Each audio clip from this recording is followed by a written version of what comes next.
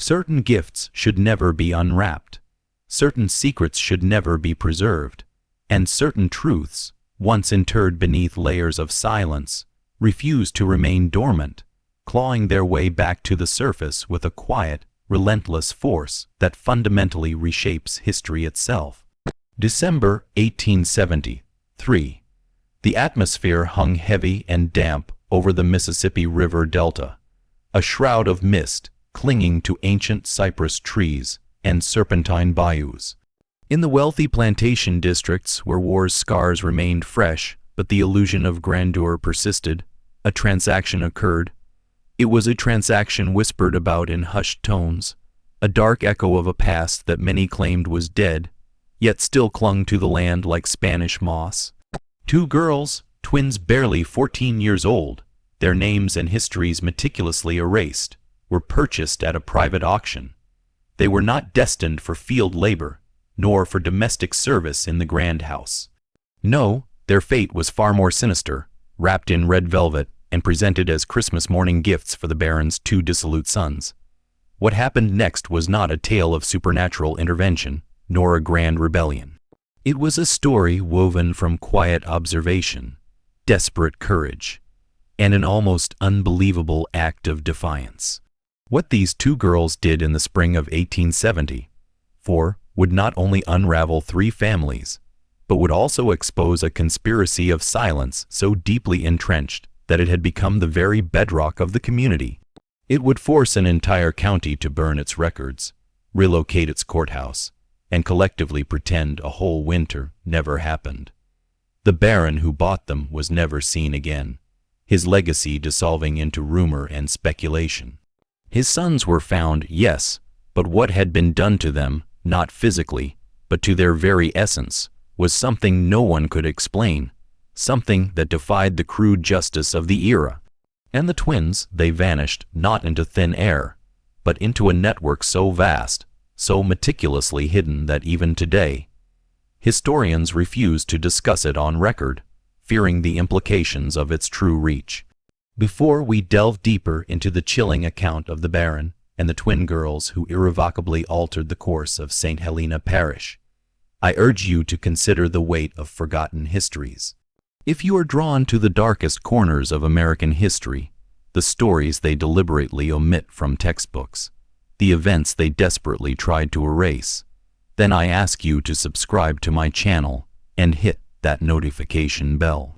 Tell me in the comments below what state you're listening from, because this story, though rooted in the Louisiana Delta, touches more places, more lives than you might ever imagine. Now let us journey back to a time when the law was a malleable suggestion, when power was measured not just in acres of land but in the lives that toiled upon it, and when 2 children, innocent and unknowing, were gifts wrapped like dolls, destined for a fate that would either break them or forge them into something unbreakable. The parish of St. Helena, Louisiana, in the winter of 1873, was a place suspended in perpetual twilight, caught precariously between the brutal realities of a war recently concluded and the uncertain dawn of a new, grudgingly accepted freedom. 8 years had passed since the cannons fell silent, since the Emancipation Proclamation had theoretically shattered the chains of bondage. Yet Reconstruction, rather than healing, had only deepened the festering wounds of the South, twisting old injustices into new, insidious forms. The grand plantations, monuments to a bygone era of cotton kings and human cattle, still stood. Their white columns, often chipped and peeling, gleamed defiantly in the weak winter sun, casting long skeletal shadows across fields that stretched to the horizon. But the labor that sustained them had changed, at least on paper. The fields were now worked by men and women who were legally free, yes, but practically enslaved by a system of debt and fear. Sharecropping had replaced the auction block, but the chains were simply made of invisible contracts, exorbitant interest rates, and the constant threat of eviction rather than cold, hard iron. The illusion of freedom was a cruel mirage, shimmering just out of reach. Greensburg, the parish seat, was a small, dusty town, its population barely 800 souls, yet it was the nerve center of St. Helena. It housed the courthouse, a squat brick building with a perpetually leaking roof, the land office where every deed and mortgage was meticulously recorded, and the only bank for 30 miles. Its vault, a silent testament to the wealth concentrated in a few powerful hands.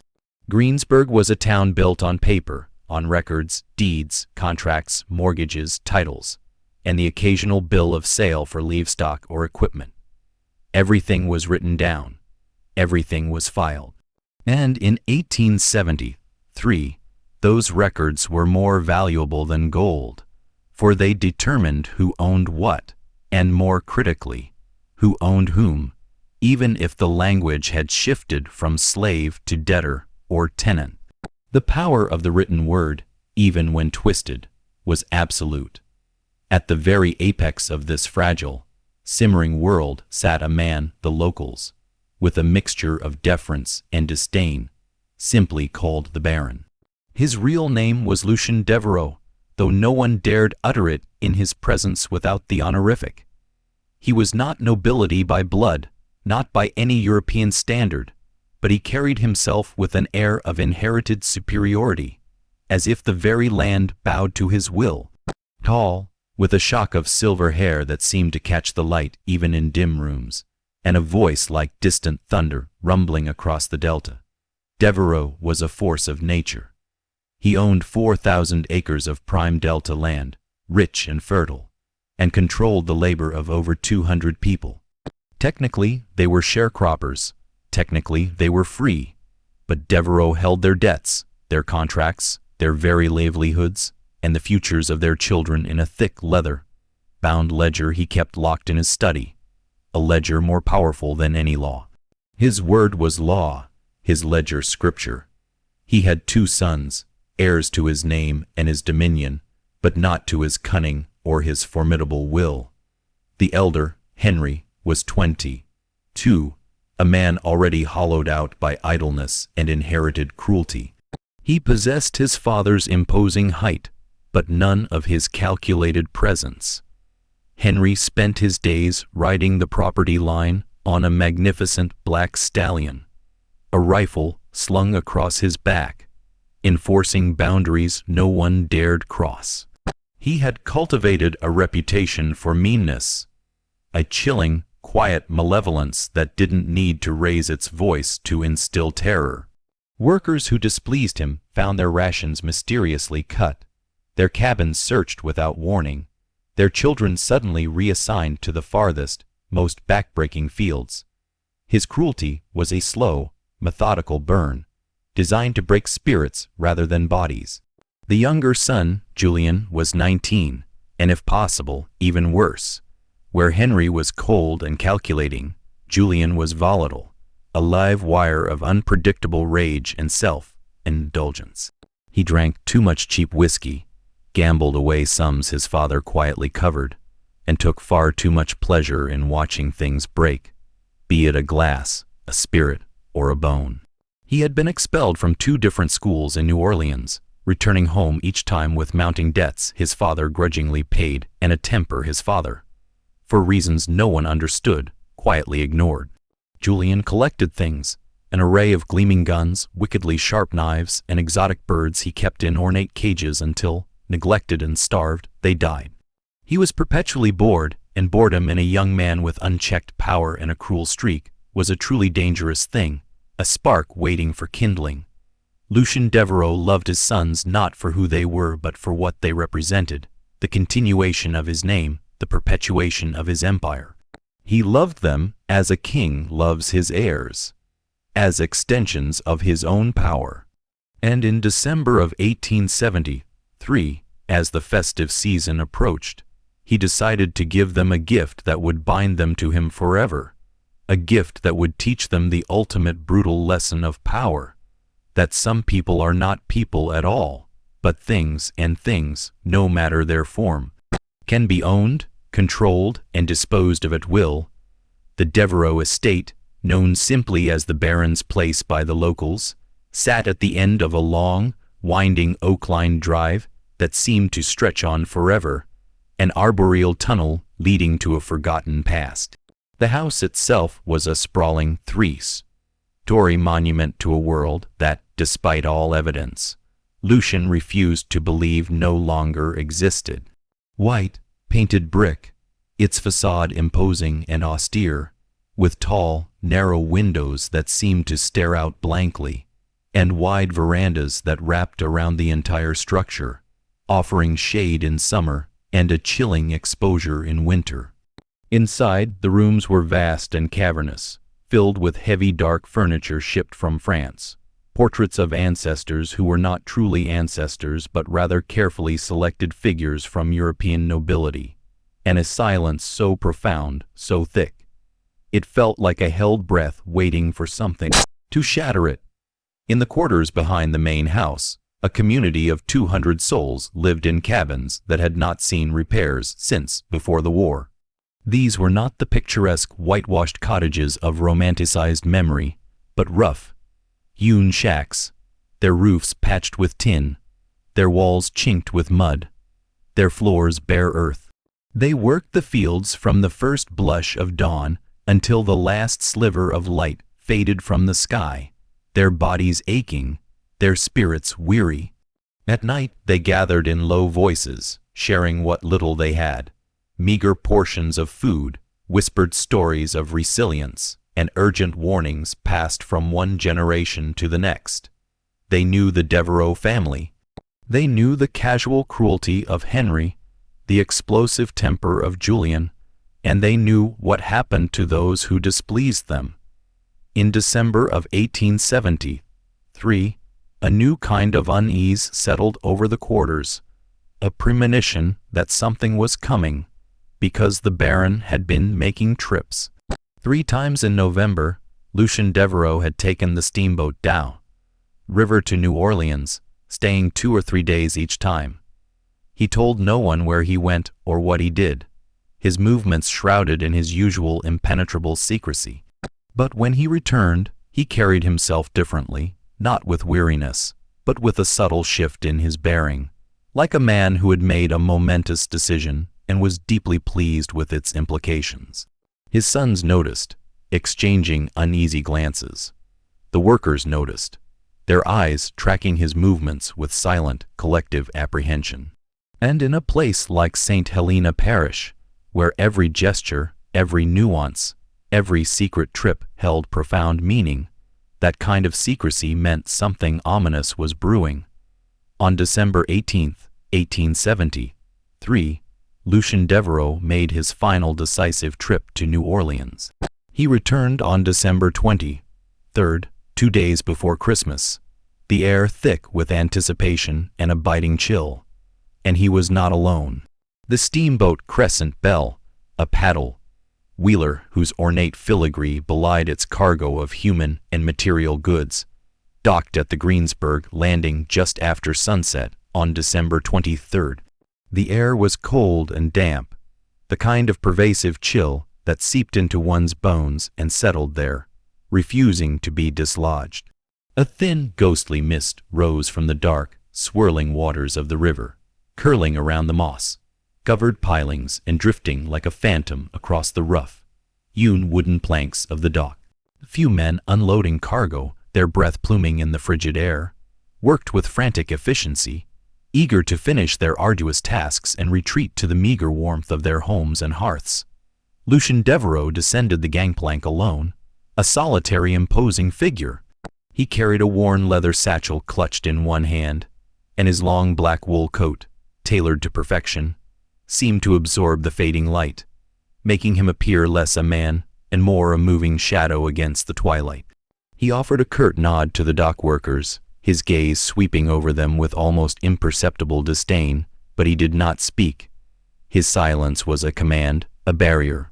Behind him, emerging from the dimly lit passenger cabin, 2 figures materialized, hesitant and small against the vastness of the river and the encroaching night. They were girls, twins, identical in every discernible way, their features mirroring each other with unsettling precision. They wore plain gray dresses, thin and threadbare, utterly inadequate for the biting cold that permeated the air. Their heads were covered with dark, coarse shawls pulled low and tight, effectively obscuring their faces, rendering them anonymous. They carried nothing, no bags, no bundles, no small cherished belongings, nothing to suggest they had come from anywhere specific or were destined for any particular place. They moved in perfect, almost synchronized unison, stepping off the boat together, stopping together, waiting together like two halves of a single silent entity. One of the dock workers, a man named Tobias Hall, a grizzled veteran of the riverfront, later recounted to his wife Martha that the girls never once looked up. Their eyes remained fixed on the ground, their gazes averted, as if the very act of looking might invite further misfortune. And when the Baron, with a dismissive flick of his wrist, gestured for them to follow, they did so without a moment's hesitation, without a single question, like shadows obediently trailing a body. Tobias, a man who had witnessed countless arrivals and departures, felt a prickle of unease. There was something profoundly unsettling about their absolute stillness, their utter lack of protest. Devereaux led them to a covered wagon, its canvas top stained and weathered, which stood waiting at the end of the dock. The driver, a man named Cato, a stoic and taciturn individual who had worked the Devereaux stables for decades, climbed down from the driver's seat. His face, etched with years of sun and toil, betrayed no emotion as he opened the back flap of the wagon. The Baron gestured again, a silent command, and the twins, without a word, climbed inside, disappearing into the dark interior. Cato, his movements practiced and efficient, closed the canvas flap, securing it tightly. With a creak of wheels and a soft thud of hooves on the muddy road, the wagon rolled away, swallowed by the gathering darkness and the swirling river mist. No one asked questions. No one ever did, not when it concerned the Baron. To question was to invite trouble, and trouble in St. Helena Parish often arrived with swift, brutal finality. But Tobias Hall, who had seen many things in his 43 years, the rise and fall of river fortunes, the quiet desperation of the newly free, the casual cruelty of the powerful, said later that he felt something profound that night, a coldness that had nothing to do with the biting weather, a sense that something profoundly wrong, something deeply unnatural, had just arrived in St. Helena Parish, and that it would not leave quietly. It was a premonition, a shiver down his spine that lingered long after the wagon's rumbling faded into the night. The wagon took the river road, a narrow, winding track that followed the serpentine course of the Mississippi back to the Devereaux estate. The journey, nearly an hour long, was arduous.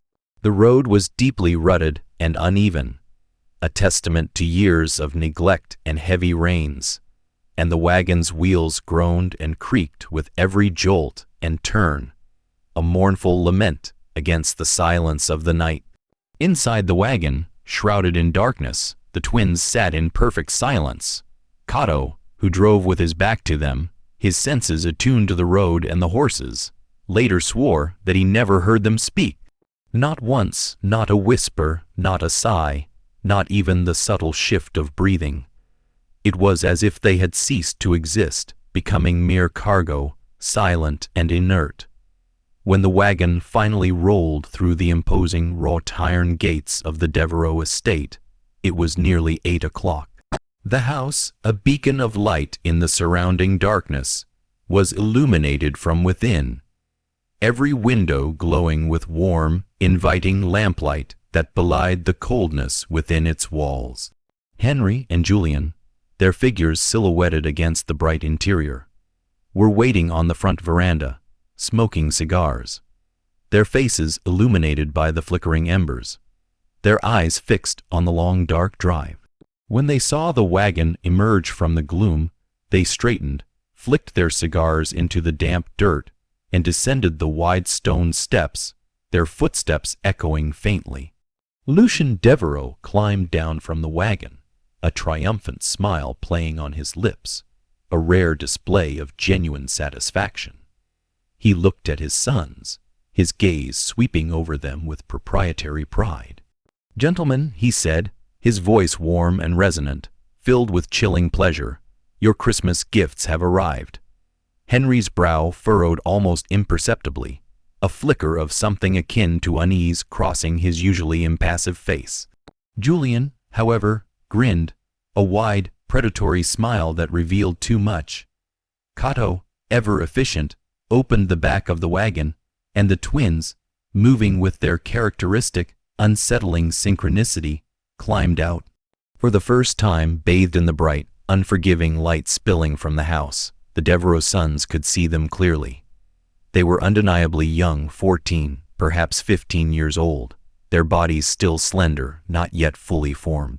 Their skin was a warm, light brown, their hair dark and braided tightly against their scalps, meticulously neat. Their faces, now fully visible, were indeed identical. High, delicate cheekbones, full, unsmiling lips, and dark, fathomless eyes that reflected the lamplight like polished obsidian, revealing nothing of the thoughts or emotions that lay beneath. They possessed a striking, almost ethereal beauty, the kind that made men uncomfortable, precisely because they were still children, and beauty in children, especially those in such a vulnerable state, was a dangerous, often tragic thing. Julian, ever the more impulsive and overtly cruel, stepped forward, circling them slowly, his gaze lingering, inspecting them with the detached scrutiny one might apply to a prize horse or a newly acquired hunting dog. Henry remained where he was, his expression unreadable, a mask of cold indifference. "Where did you find them, Father?" Julian asked, his voice laced with possessive curiosity. "New Orleans," Lucian replied, his tone smug. "A private sale, very private. They have no papers, no family, no history. As far as the world is concerned, they do not exist. They are ghosts waiting to be given form by our will." Henry's frown deepened, a subtle crease between his brows. "Father, the law," he began, a hint of caution in his voice. Even Henry, with all his cruelty, understood the shifting sands of the post-war legal landscape. "The law," Lucian interrupted, his voice cutting, dismissive, "is what I say it is, Henry. And I say these girls are property, my property, and now by extension yours. A gift, a lesson, a tool." He gestured to the twins, a sweeping proprietary motion. "They will serve you. They will obey you. They will do whatever you ask without question, without complaint. Consider them an education in power, gentlemen, because power is not merely what you inherit. It is what you take. It is what you assert. It is what you command." Julian laughed, a sharp, ugly sound that grated on the ears, devoid of genuine mirth. Henry, as was his custom, said nothing, his silence more chilling than his brother's laughter. The twins stood perfectly still, their eyes still fixed on the ground, their hands folded neatly in front of them, a picture of passive obedience. They did not react to Lucian's words, did not flinch, did not even seem to breathe. They simply waited, two silent statues in the harsh lamplight. Lucian Devereaux clapped his hands once, a sharp, decisive crack that echoed in the cold night air. "Take them inside," he commanded Cato, his voice now brisk and businesslike. "Put them in the east wing, the small room at the end of the hall. Lock the door and ensure they are fed sparingly." Cato nodded, his face still impassive, and gestured for the twins to follow.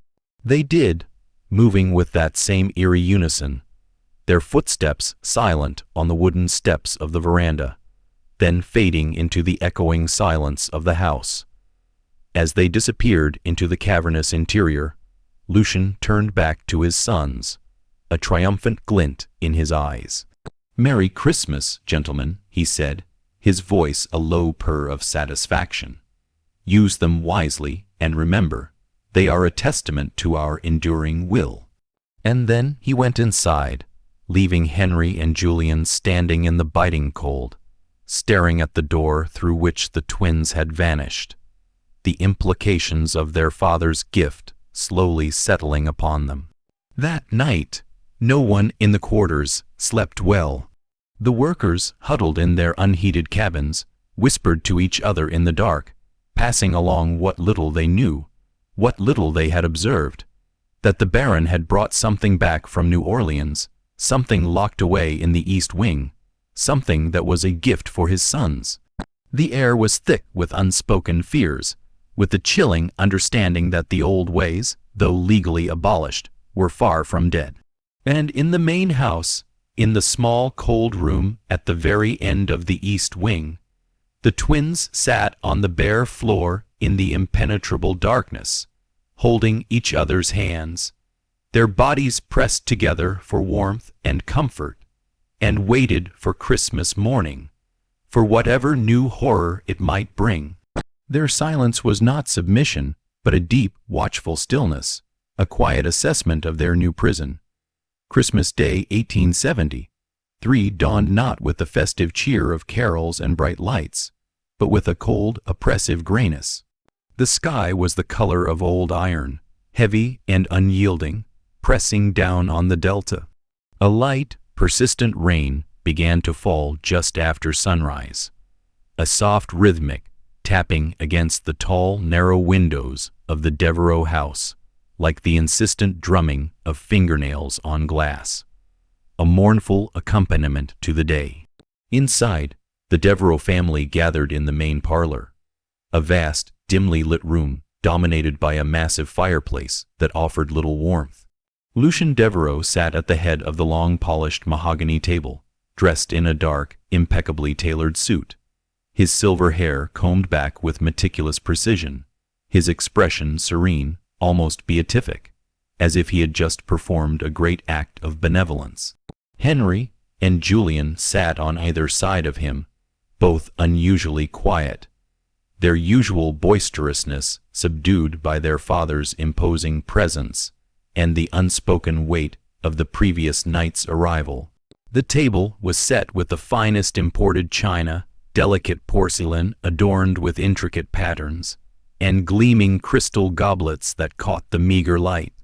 The breakfast, a lavish spread of smoked ham, fluffy biscuits, homemade preserves, and steaming coffee, was served by two women from the quarters, their faces impassive, their movements swift and practiced, their eyes meticulously kept downcast, avoiding any direct contact. No one mentioned the twins. Their presence, though palpable, was a silent, uncomfortable truth, an elephant in the opulent room. After breakfast, Lucien rose from the table, a subtle gesture of his hand commanding his sons to follow. They walked through the cavernous house in silence, their footsteps echoing on the polished wood floors, the sound amplified in the stillness until they reached the East Wing, a less frequently used section of the house, colder and more sparsely furnished. Lucien produced a small, ornate key from his waistcoat pocket, its brass gleaming dully, and with a soft click, unlocked the heavy wooden door at the very end of the hall. The room was small, barely larger than a closet, and sparsely furnished. A narrow, uncomfortable looking bed with a thin mattress, a single rickety wooden chair, and a washstand, and with a chipped porcelain basin. The air was stale, tinged with the scent of dust and confinement. The twins were sitting on the bare floor where they had been left the night before, their bodies pressed together, still holding hands, still utterly silent. They looked up when the door opened, their dark eyes meeting Lucien's gaze for a fleeting moment. But their expressions did not change, remaining as unreadable as polished stone. Lucien stepped aside, a theatrical flourish, and gestured for his sons to enter the small, cramped space. "They are yours now," he said simply, his voice devoid of emotion, as if discussing a new piece of farm equipment. "Do with them as you please. They are yours to command," and then he left, closing the door behind him with a soft, definitive thud, leaving his sons alone with their gifts. What transpired in that small, cold room over the next 3 months is not entirely known, not in its full, brutal detail. The twins, Kora and Clara, never spoke of it in later years, their silence a testament to the unspeakable. And the Devereaux sons, Henry and Julian, never offered any explanation, their memories conveniently selective. But There are fragments, whispers, pieces of testimony gathered later from the workers in the quarters. Individuals who saw things, heard things, noticed things in the periphery of their own arduous lives. These fragments, pieced together, paint a chilling, implicit picture. A woman named Adeline, who worked in the main house as a cook, her hands perpetually stained with flour and grease, said that the twins were brought down to the kitchen every morning for a single meager meal, a crust of stale bread, a cup of water, sometimes, if they were lucky, a piece of bruised fruit. They ate quickly, their movements precise and economical, in silence, their eyes never meeting hers. As soon as they finished, they were taken back upstairs, their presence a fleeting, unsettling shadow. Adeline swore they never looked at anyone, never asked for anything, never made a sound. Their silence was absolute, unnerving. A man named Ezra, who tended the stables, his hands gnarled from years of handling horses and heavy equipment, said that he saw Julian Devereaux leading the twins out to the old carriage house one afternoon in late January. The air was crisp, the ground still hard with frost. He remembered Julian's laughter, a harsh, discordant sound that carried on the wind, and the twins' utter lack of response. Ezra said he heard sounds coming from the carriage house, sharp splintering sounds like wood breaking or something being struck, but he did not investigate. No one investigated. To investigate was to invite the Baron's wrath, and that was a price no one was willing to pay. He simply turned his back, pretending not to hear, not to see.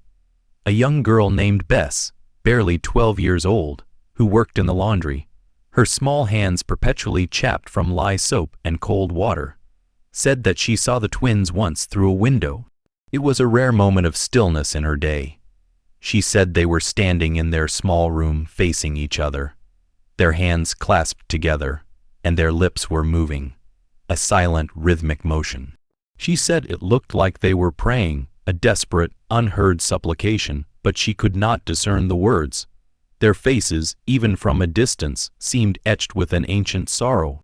And a man named Samuel, who drove the Devereaux carriage, a sturdy, reliable man who had served the family for decades, said that in early March he was ordered to take Henry and the twins into Greensburg. The spring air was beginning to soften, carrying the scent of damp earth and budding magnolia.